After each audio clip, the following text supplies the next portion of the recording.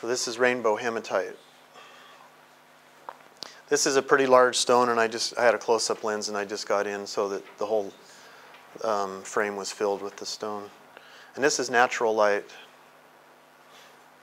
No, not sunlight, but natural shade.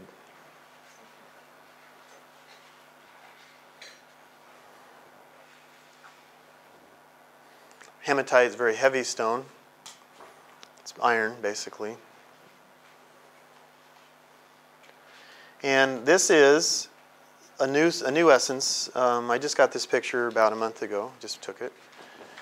And it's for a similar way as the hematite we talked about yesterday, which was for emotional protection. This is for primarily protection from, in a sense, protection in the ability to see. So going back to the brow chakra and saying, you know, this is what I'm seeing, but that makes me feel vulnerable to see this, or people may think I'm crazy if I talk about seeing this. That information's coming in. It may not make sense to me. It's certainly not going to make sense to anybody else. So to be able to have an active, open, visionary capacity, and to have it be a protected process of getting information, having inner guidance, inner sight, inner vision, but having that be grounded. So there's this massive earth connection here with the iron. So I have the vision, it's clear, I trust it, and it's grounded. And this is really helpful in the protection aspect for two reasons. One is that you need to have a sense of protection so that you can allow this faculty to work, because we all have it, and it's very important for what we came here to do. But the other one is to, you know, being a visionary, people take pot shots at you, historically. You know, and the media tries to tear you down. It's like, you know, that's why I keep it close. You know, I have visions and I see things, and I sort of put that into my work, and I put it into my catalog, and eventually it'll be in the book, you know.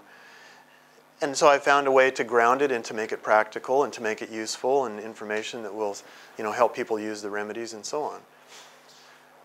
We also have a visionary called Barack Obama. And is he getting hammered? You know?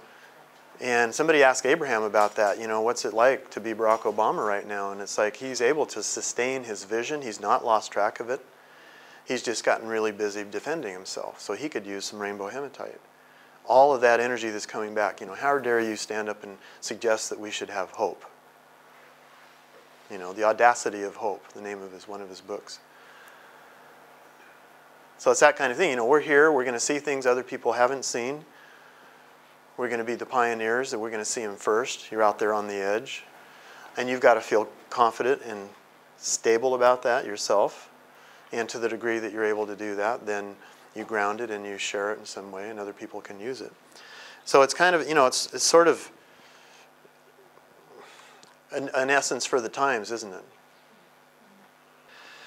And the other thing, again, it's the self on the outside. It's one side of the coin or the other. But sometimes we'll get something and then we'll go into reaction about it. So the sort of a funny example is when people who know the remedies really well, and I would assume they do this in homeopathy as well, but like the box system, and somebody gets pine and they go, oh no, not pine, you know, and there's all these sort of inside jokes about, you know, holly again, or geez, I thought I was done with holly. I don't think you ever get done with holly, but it's that, you know, go into emotional reaction to what you're seeing or what somebody else is seeing and telling you about. So just, again, it's similar to the other hematite. Emotional containment. I can have my sort of, you know, contained, protected emotional experience and my vision. But the last thing I want to say about this is that it helps for a tired perspective.